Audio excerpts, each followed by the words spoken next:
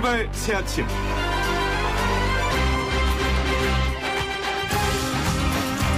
출발 새 아침 가족 여러분 안녕하십니까. 7월 1일 새날이 밝았습니다. 새로운 희망으로 가슴을 뛰게 만들었던 2020년 경자년이 벌써 반이나 지나갔는데요. 20대는 시속 20km로 50대는 시속 50km로 나이가 들수록 가속도가 붙어서 시간이 더 빨리 지나간다는 말이 있는데 정말 실감이 납니다. 그동안 우리는 무엇을 이루었고 무엇을 놓쳤을까요? 이미 지나가버린 것을 부여잡고 후회를 하는 것은 부질없는 일이다 이런 얘기하는 사람도 있습니다만은 꼭 하고 싶었는데 못했다거나 이것만은 너무 아쉽다 이런 점이 있다면 근본 원인을 파악해서 남은 반년은 그런 아쉬움을 다시 맞이하지 않도록 하는 것이 중요할 겁니다. 그리고 새로운 길을 향해서 힘차게 한 발 내디딜 수 있도록 자신을 다시금 독려해보는 것도 필요하겠죠. 따뜻하고 상식적인 보통 사람들이 즐겨 듣는 YTN 라디오 노인의 출발 새 아침. 경자년의 나머지 반을 향한 오늘의 첫 걸음을 떼면서 모든 행운이 다 내게로 올 것만 같은 희망을 품어봅니다. 출발 새 아침 가족 여러분, 지금부터 힘차게 시작해 보겠습니다.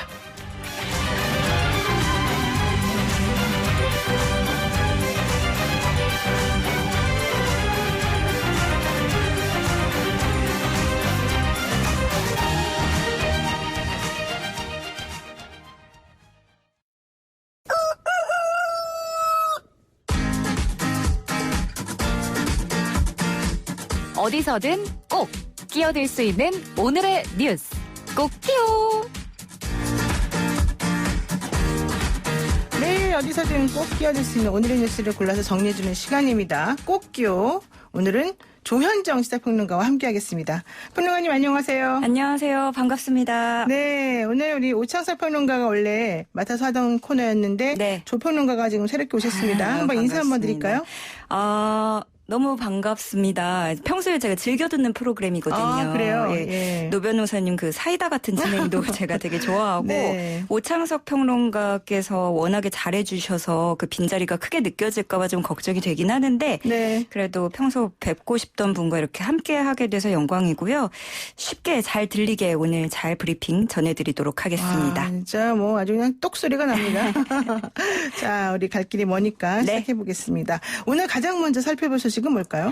상임위 독식하고 추경의 속도 내는 민주당 소식입니다. 네, 추경의 속도 내는 민주당. 지금 더불어민주당이 3차 추가 경정 예산 심사에 속도를 엄청나게 내고 있습니다.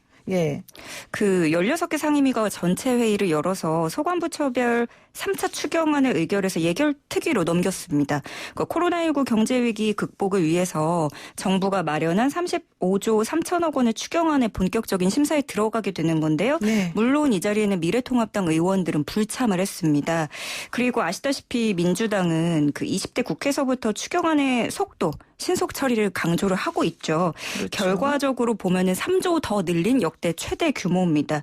여기에는 기업 고용 유지, 특수고용 노동자나 자영업자들의 생활안정 지원 예산 등이 포함이 됐고요.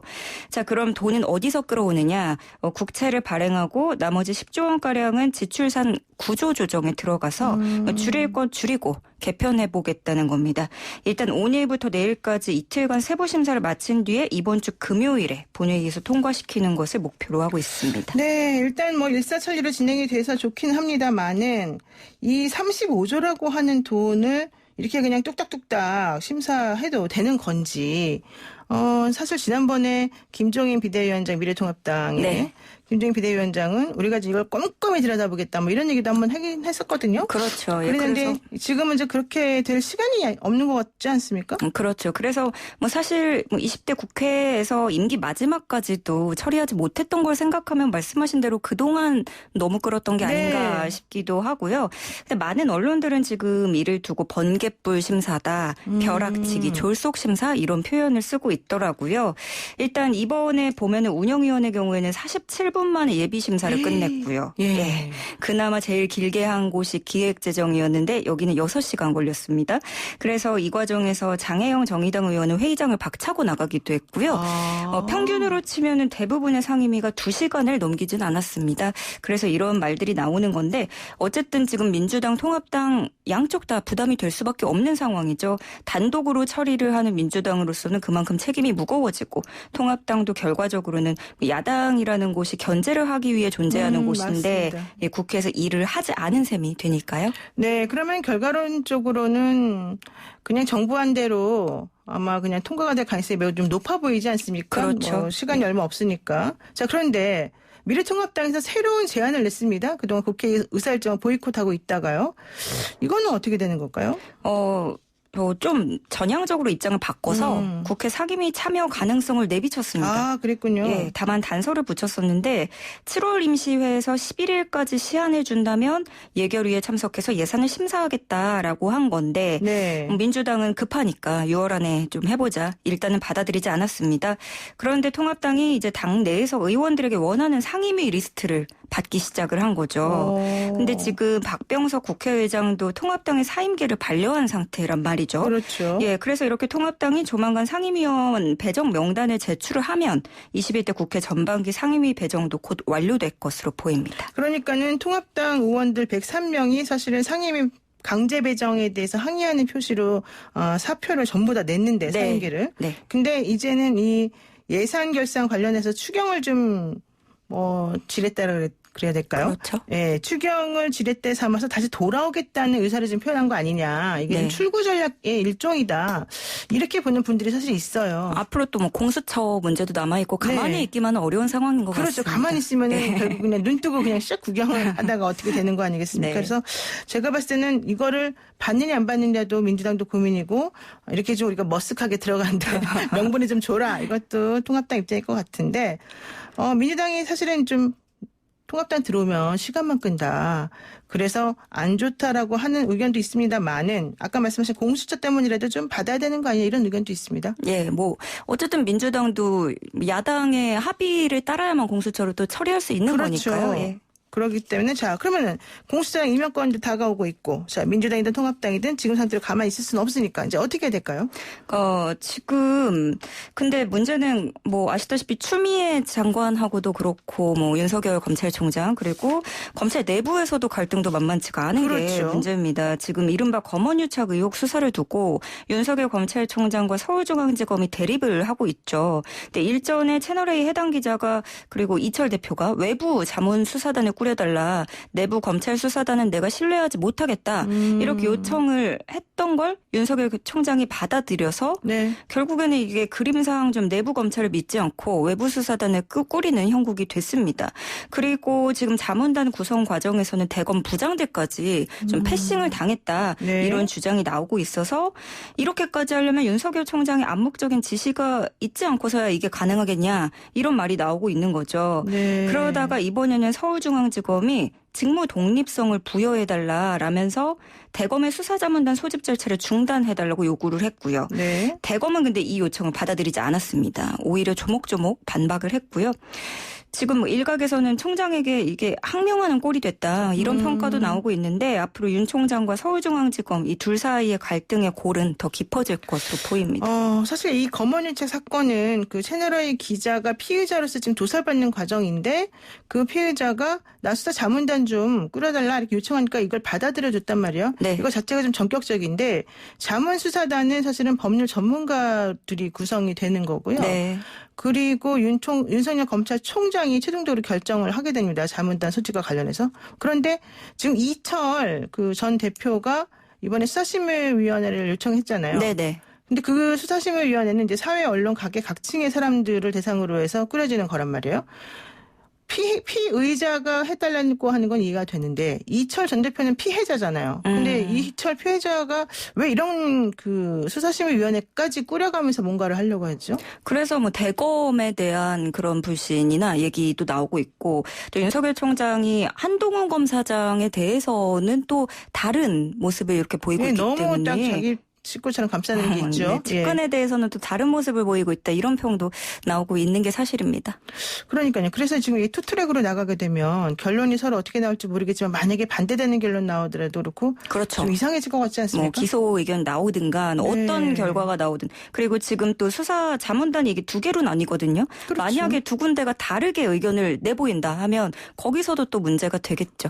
어쨌든 채널A 검언유착 의혹 사건을 수사하고 있는 수사단과 이 대검하고가 좀 갈등이 좀 있는 것 같고 대검 내부에서도 지금 이런저런 얘기가 나오는 것 같습니다. 자, 다음 소식 한번 얘기 들어볼까요? 예, 더 거세지고 있는 대학 등록금 환불 논란 결국 정부가 지원하나입니다. 그 대학들은 정부가 지원해줘야 된다. 네. 뭐 이런 건데 네네. 국회 교육위원회가 대학 등록금과 관련한 지원금으로 2,718억 원을 증액을 했습니다. 올해 본 예산에서 삭감됐었던 760여억 원을 다시 살려내고 네. 여기에 신규로 1,950여억 원을 추가를 했는데요. 학생들에게 직접 현금을 나눠주는 건 아니고요. 정부가 먼저 대학들에게 예산을 지원하면 대학이 학생들에게 등록금을 환불해주거나 뭐 장학금의 형식으로 혜택을 주게 되는 겁니다. 네. 여기에다가 각 대학의 그런 자구 노력, 네. 그러니까 얼마만큼 학생들에게 돌려줬느냐 이런 태도에 비례해서 배분하기로 교육부와 협의한 상태입니다. 지금 뭐 얘기가 뭐 1인당 30만 원대는 돌려줄 수 있을 거다 얘기하고 있는데 좀 이해가 안 가는 게 이거 왜 나라 돈으로 주는 거죠? 지금 그래서 뭐 청와대 국민청원에 글까지 올라왔습니다. 지금 이게 전국 대학생으로 계산해 보면 한 5천억 원 정도로 추산이 되고 있거든요. 그렇군요. 이 국민청원 청원글을 올린 글쓴이는 이렇게 말을 하고 있습니다. 대학과 학생이 협의해서 할 일이고 정부는 대학을 압박해서 원만한 합의를 이끌어내도록 도와주면 되는데 이걸 세금으로 지원해주면 대학 안 가고 취업해서 세금 내는 젊은이들은 뭐가 되냐. 그렇죠. 이런 입장도 얘기를 하고 있고 네. 그리고 대학들은 지금까지 젊은이들을 그럼 빚쟁이로만 만들어가면서 뭐 아무것도 안 하고 등록금만 축내고 네. 있는데 혈세로 도와줘야 되냐 이런 지적을 펼친 거죠. 사실 뭐 왜 교수들은 고통 분담 안 하냐, 왜 학생들만 힘들게 하느냐, 뭐 이런 얘기도 나오고 있고요. 또 학교마다 자체적으로 적립금이라는 게 엄청 쌓여 있다고 그렇죠. 들었는데요. 그거 예. 왜 안 쓸까요? 뭐 사학재단에 대해서는 지금 뭐 그런 여러 가지 문제들이 있는데 지금 국회는 이렇게 얘기를 하고 있습니다. 교육이 박찬대 의원에 따르면 네. 대학생들의 환불 요구에 대해서 국가가 아무것도 안 할 수는 없다. 그리고 자구 노력에 충실한 대학에 대한 지원이 없다면 2학기 미등록 우려가 있다. 이렇게 뭐 설명을 내놨습니다. 그럼에도 불구하고 좀 받아들여지기는 힘든 분위기 같아요. 대학이 자체적으로 해결할 일이 아니냐는 비판 여론 커지고 네, 있고요. 사실 뭐 코로나 때문에 학생들이 안 가가지고 제가 보기에는 단순히 보더라도 전기세, 수도세 다 아꼈을 것 같은데 그런 거라도 좀 돌려줘야 되는 거 아닌가 생각이 드네요. 네. 자, 그리고요 마지막 소식. 이순재 씨가 또 소환이 됐군요. 예, 어제 하루 종일 인터넷 포털 사이트를 달군 키워드죠. 배우 이순재 씨가 8시 SBS 8시 뉴스가 보도를 했습니다. 이를 폭로한 이순재 씨 전 매니저가 등장을 해서 2달 동안 이순재 씨 매니저로 일하다가 내가 온갖 갑질을 당했다. 이런 폭로를 했습니다. 네. 이순재 씨 부인이 쓰레기 분리수거, 뭐 생수통 운반, 신발 수선 이런 가족의 허드렛 일을 시켰다라는 주장을 꺼내 들었습니다. 그러면은 쉬지도 못하고 뭐 어쨌든 2달 동안 오해 쉬었다는 얘기고 뭐 머슴처럼 일을 했다라는 얘기인데 그럼에도 불구하고 근로계약서도 없었고 180만 받은 게 끝이다 이런 얘기했단 말이죠. 그렇죠. 이게 사실입니까? 어떻게 될까요?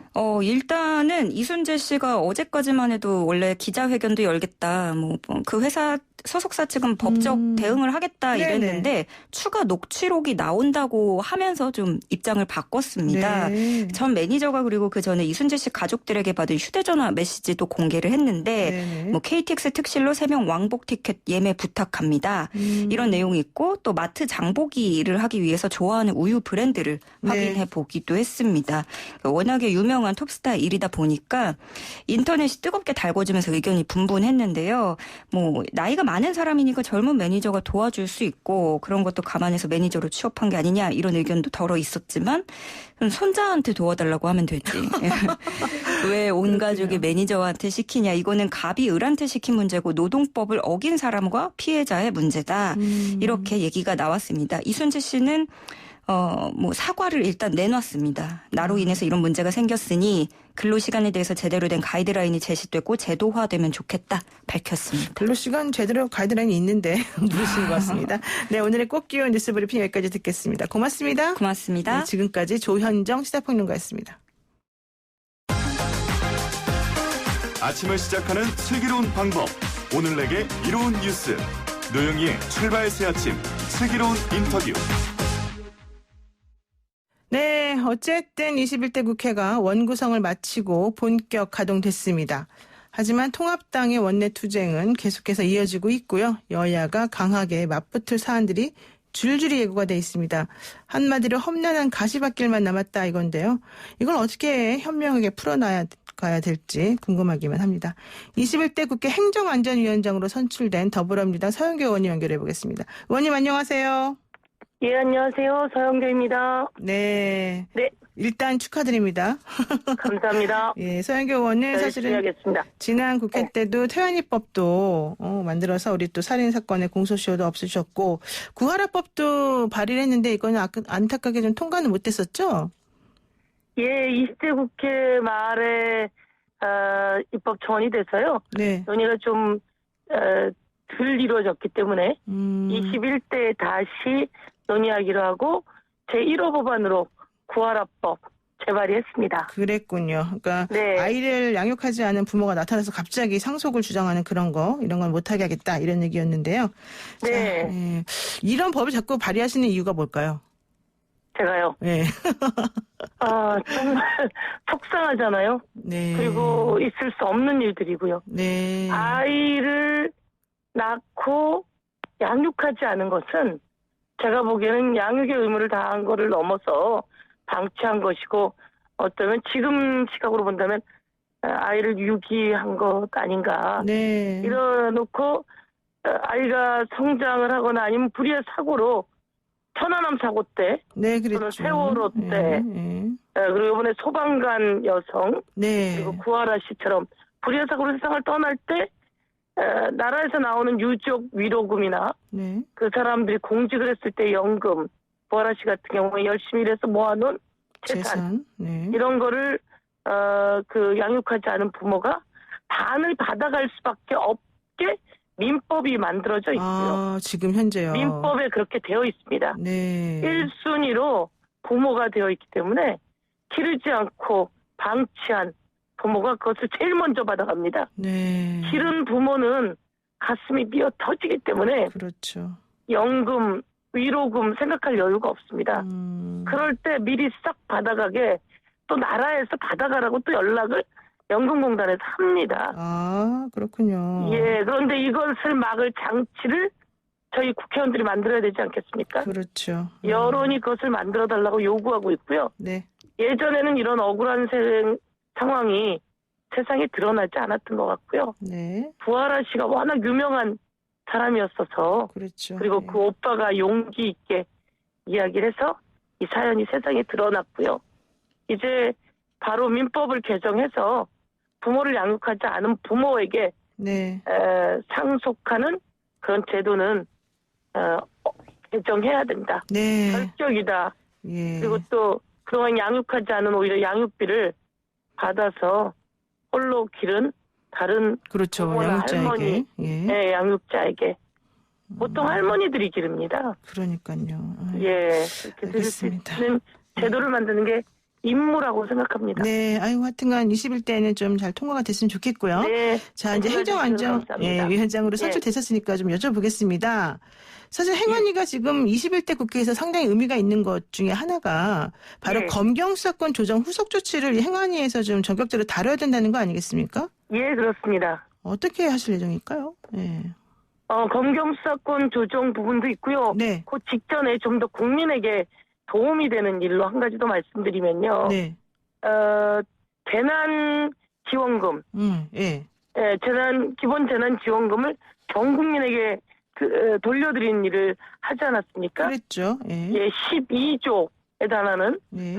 재난 지원금을 국민들께 배분하는 일을 했던 것이 바로 행정안전부입니다. 아. 그 예산을 통과시킨 곳이 행정안전위원회고요. 네네. 예, 이번에 이제 추경 가지고 국회에서 일을 시작하지 않았습니까? 그렇죠. 예, 추경 가지고 일을 시작했는데 추경에서 55만 개 일자리를 만들어서 네. 지금 어려움에 처한 국민들에게 일자리를 제공해야 되는데요. 그중에 약 30만 개의 일자리를 지금 전국에 있는 지자체로부터 일자리 수요를 확인해서 약 30만 개 일자리를 만들어서 다시 국민께 돌려드리는 역할을 하는 것이 또 행안입니다. 아이고, 정말 일이 많으시군요. 예. 그래서 저희가 월요일 날 제가 행안위원장 되면서 바로 행안위원회를 소집해서 그 30만 개 일자리를 만들어야 될 예산을 통과시켰습니다. 아, 그러셨군요.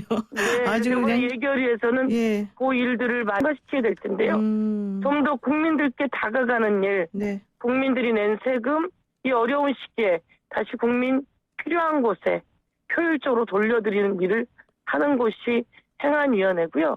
네. 그 수많은 재난지원금을 돌려드리면서도 빠르게 돌려드릴 수 있었고 국민에게는 숨쉴 기회를 드릴 수 있었고요. 네. 해외 사례에서도 재난지원금을 다 만들었는데 다른 나라도 네. 엄청나게 만들었죠. 그렇죠. 거기는 제대로 못 돌려드리고 있는 상황인데요. 네. 저희 행안위에서 그 일들을 관장하고 행안부가 그 일을 했는데요.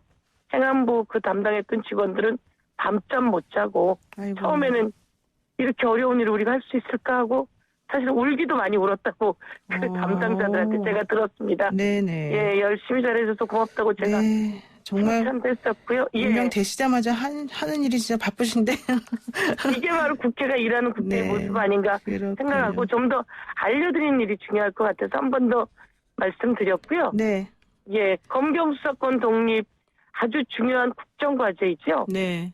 예, 문재인 대통령 때부터 아니 그전 대통령 때도 모든 대통령들이 국정과제로 공약으로 내걸었던 내용이 검경수사권 독립입니다. 네. 예, 그래서 검경수사권 독립은 2018년 6월에 장관이 그 사인을 했고요. 그래서 올해 1월에 법안이 통과되었기 때문에요. 검경수사권 독립을 위한 형사소송법과 검찰청법이 통과되었습니다. 네네. 그래서 이번에는 대령이라고 합니다. 대령. 네. 그래서 대령이 뭐냐면 대통령령이죠. 아. 대통령령으로 검경수사권 독립을 좀 더 구체화시킬 수 있도록 지금 대령을 구체화시키는 대통령령을 구체화시키는 작업을 하고 있다라고 보고 드릴 수 있을 것 같습니다. 그렇군요. 사실 이제 말씀 듣다 보면은 뭐 경찰이 잘해서 수사권을 뭐 일부 이양받거나 독립적으로 수사할 수 있는 권한을 가지게 됐다.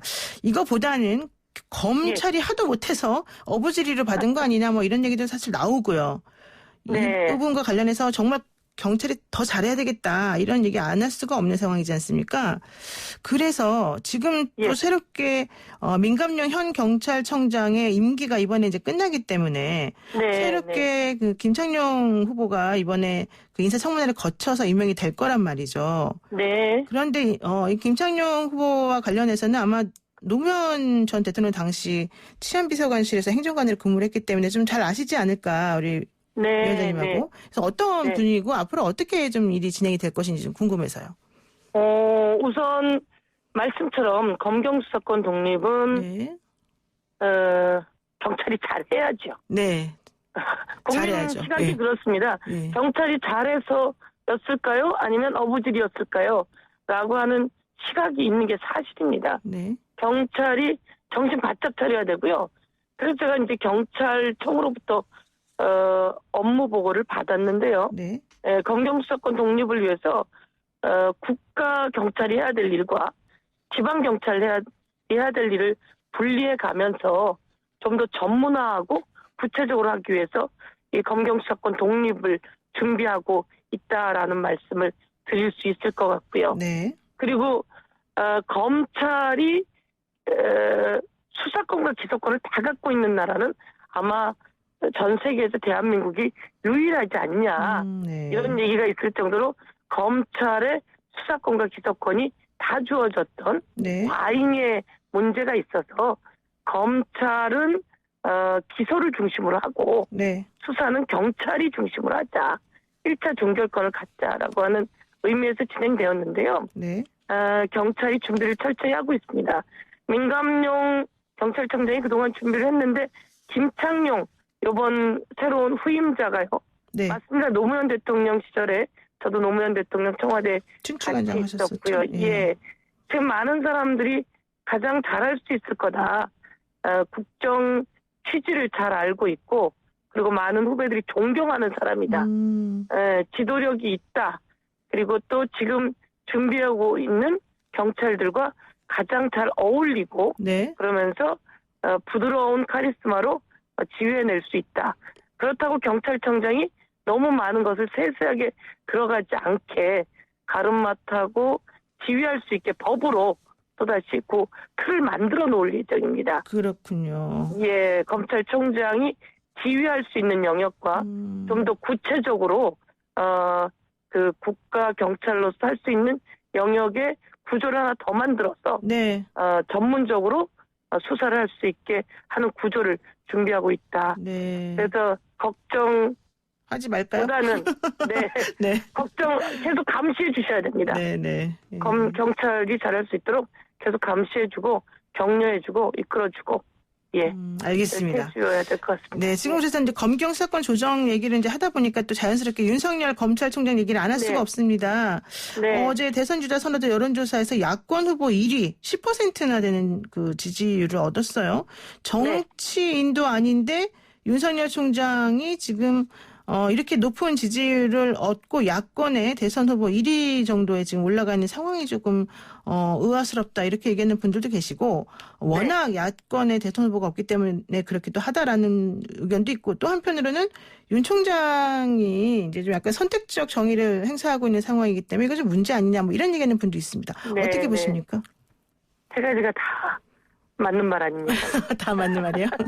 예, 그러니까 네. 의아한 거죠. 네. 의아한 거고 대통령의 임명을 받은 검찰총장이고요.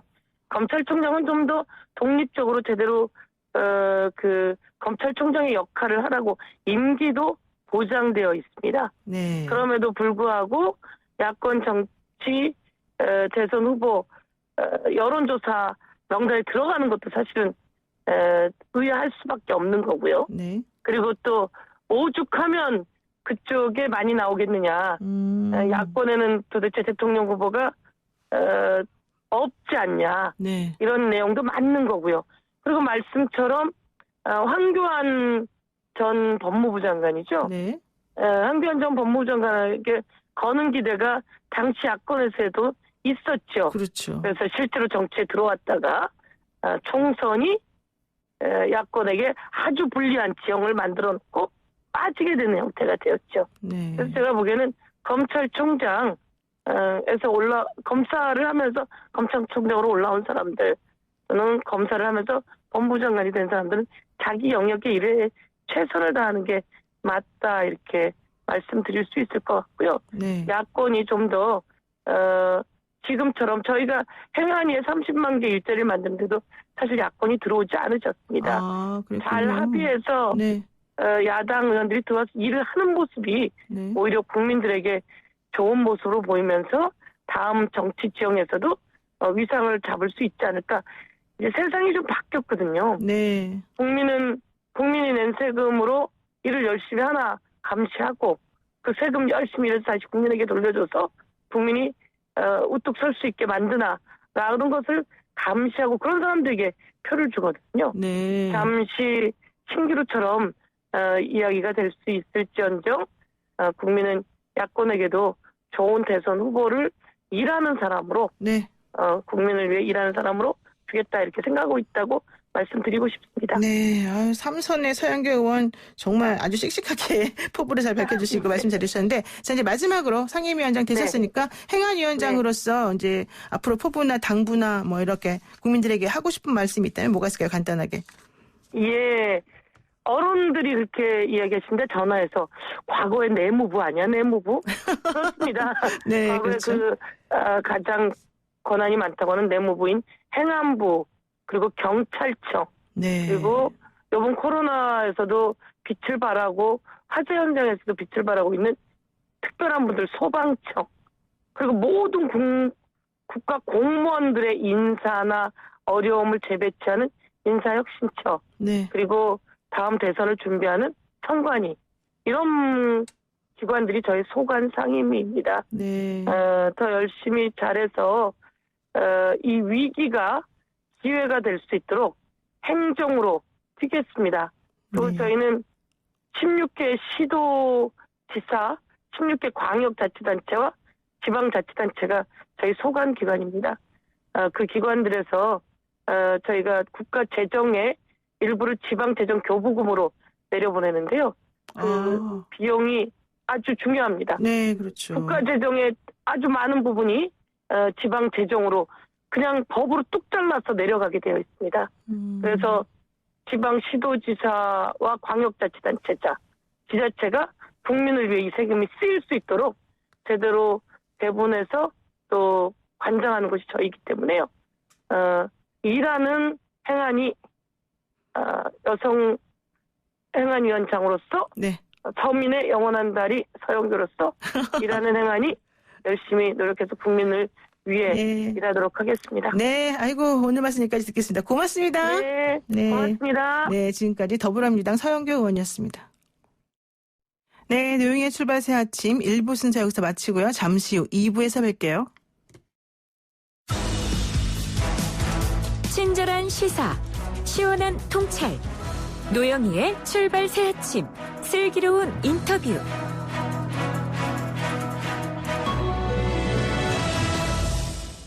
전 세계 코로나19 감염자가 1,019만 명에 이르고요. 우리나라는 사회적 거리두기 1단계를 지속하고 있음에도 전국에서 소규모 감염 확산세가 지속이 되고 있습니다.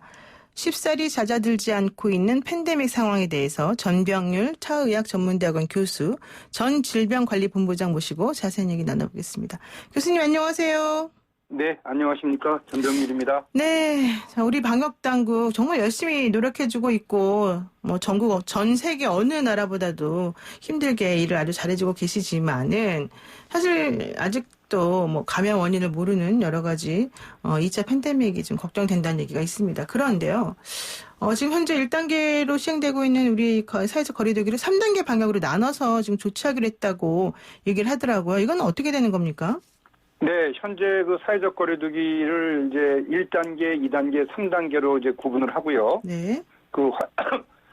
죄송합니다. 환자 발생 그 규모라든지 또는 감염 경로의 불분명 사례 비율, 또 관리 중인 집단 발생 현황 등등을 감안해서 우리 일반 국민들이 좀 이해하기 쉽게 1단계, 2단계로 구분을 해서요. 좀 더 명확하게 관리를 하겠다는 그런 방침을 정했죠. 그럼 1단계하고 2단계가 무슨 차이가 있습니까? 네, 1단계의 경우는 이제 그 하루 환자 발생이 50명 미만이고요. 2단계는 네. 50명에서 100명 미만 사이. 그리고 또 감염 경로 불분명 사례 비율이 1단계는 5% 미만일 때를 이제 1단계로 구분했고요. 네. 또 집단 발병 양상이 1단계 경우에는 감소 또는 억제 상황인데 반해서 2단계는 집단 발생 양상이 계속적으로 증가하는 경우 이제 그런 경우를 2단계로 구분하도록 해서 네. 방역 당국도 그렇고 일반 시민도 그렇고 좀 더 명료하게 현재 상황을 진단할 수 있도록 그렇게 정리를 했죠. 그럼 뭐 2단계로 만약에 뭐 된다 그러면은 친구 만나지 말아라, 어디 가지 말아라 이런 게 더 추가가 되는 건가요? 일단 2단계 사회적 거리두기가 되게 되면요. 예. 그 실내 50인, 실외 100인 이상의 집합 모임 행사가 금지가 되고요. 예. 또 스포츠 행사는 현재와 같은 무관중 경기가 진행이 되고 네. 또 공공다중시설의 경우에는 운영이 중단됩니다. 그리고 또 민간 다중시설의 경우에 특히 이제 고위험 시설 같은 경우에는 전면 운영이 중단되는 네. 그런 그 조치들이 이루어지도록 규정을 하고 있습니다. 좀 더 엄격하게 사회적 거리두기가 진행이 될 수밖에 없겠네요. 네, 그렇습니다. 네. 자, 그런데 대전에서의 코로나19 확산세가 지금 심상치가 않은 것 같습니다. 어린이집 운영자, 통학차량 운전자, 초중학생 등에서 확진자가 지금 나오고 있고요. 4일간 또 어떤 초등학생이 등교를 하고 학원도 다녔는데 이 학생이 지금 확진자였단 말이죠. 이거 어떻게 해결해야 될까요? 네, 사실 그 대전 지역이 지난 15일부터 계속해서 환자가 늘어나면서 네. 71명째 지금 감염자가 발생이 됐습니다. 그리고 말씀하셨던 것처럼 학교에서 최초로 이제 접촉자 감염이 발생이 되고요. 그에 따라서 이제 학생이 다녔던 학원 2곳, 또 개인 과외 교습소 2곳, 이것에 대해서는 2주간 휴원 조치를 했고요. 또 학원에서 같이 접촉한 학생들에 대해서도 12개 학교가 있어요. 그 12개 학교는 이제 그 2주 동안에 원격 수업을 하기로 하는 등, 이 대전 지역에서의 이 지역사회 환자 발생이 계속해서 늘어나고 있습니다. 따라서, 대전 지역에서는 그 어떤 지역보다도, 이런 환자 관리에 만전을 기해야 될 것이고요. 특별히 또 개인위생 수칙도 철저히 지킬 필요가 있겠습니다. 네, 그렇군요. 그런데 어제 또 나온 그 보도에 따르면은 자기도 모르게 감염되어 있는 감염자가 뭐 4만 명에 이를 것이다. 뭐 이런 얘기까지 나오더라고요. 그렇게 지금 지역 내 무증상 전파자가 많습니까? 네, 사실 우리가 그 국민건강영양조사라는 전국 이 서베이 조사를 통해서 네. 그 항체 형성률을 조사를 해봤고요. 그에 따라서 우리가 증상이 없는 그런 무증상 감염자가 상당수 있다라는 그런 잠정 추정 발표를 했는데요. 네. 사실 지역사회는 이미 우리가 인지하지 못하고 있는 많은 감염자들이 있는 것이 사실이고요. 그렇기 때문에 이제 전국적으로 특히 이제 뭐 대전 지역은 물론이고 호남 지역까지도 계속해서 이제 환자가 늘어나는 것은 바로 지역사회의 그런 환자들이 많이 존재하고 있기 때문에 그 환자들로 인해서 접촉자들이 감염이 되고 그에 따라서 증상을 발현하는 환자들이 늘어나고 있다. 이렇게 보시면 좋을 것 같습니다. 네. 그리고 또 이제 아까 교수님께서 2단계 사회적 거리두기로 발전하게 되면 뭐 실내는 50인, 뭐 실외는 100명 이상 모이는 곳에는 뭐 집합을 못하게 한다. 뭐 이런 얘기 하셨었는데 사실 그런 것 중에 하나로 얘기되고 있는 것이 바로 교회 아니겠습니까? 그래서 네, 교회에서 그렇습니다. 집단 발병이 끊이지 않고 있는 것 같은데 서울에서도 왕성교회 그리고 안양의 주영광교회 이런 교회의 확진자와 접촉한 사람들만 해도 벌써 거의 1000명에 가까웠다는 거예요. 이런 종교계로부터 벌어지는 끊임없는 감염 문제가 어떻게 해결을 해야 될까요? 네, 사실 그 종교시설은 현재 그 중위험시설로 분류가 되어 있습니다. 아, 중위험 그 시설. 중위험시설의 경우에는 3단계에 해당될 때 그 모임이 이제 중지가 되도록 되어 있기 때문에 네. 1단계나 2단계에서는 종교활동을 우리가 규정상 강제화할 수는 없습니다. 그러나 이 종교활동 중에 대해서도 이 소모임, 예를 들어서 뭐 수련회라든지 찬양이라든지 또는 간증, 네. 성경 공부 이런 소모임만을 따로 사회적 거리두기의 1단계 또는 2단계에 포함시키는 방안을 현재 정부 당국이 고민하는 것으로 알고 있는데요. 네. 어제 발표했죠. 계속해서 이렇게 그 종교 활동을 통한 감염자가 늘어날 경우에는 특단의 조치를 취할 수 있다. 이렇게 발표를 한 점을 비춰봤을 때 종교시설 전반을 고위험 시설로 지정하기보다는 그 소모임 등에 대한 것들을 이제 고위험 활동으로 지정할 그런 가능성이 있는 것으로 그렇게 추정이 되고 있습니다. 아, 그러니까 아예 교회를 가지 말아라 이렇게 하기보다는 교회를 가더라도 교회 내의 소모임에는 좀 참석을 자제해달라 이런 식으로 방역 조치가 이루어질 거라는 거죠? 네, 그렇습니다. 그게 좀 더 효과적일까요? 아무래도 이제 전체 그 종교 활동을 할 때는 그 교회 내에서 상당히 그 위생 수칙을 잘 지키는 것으로 알려져 있는데요. 네네.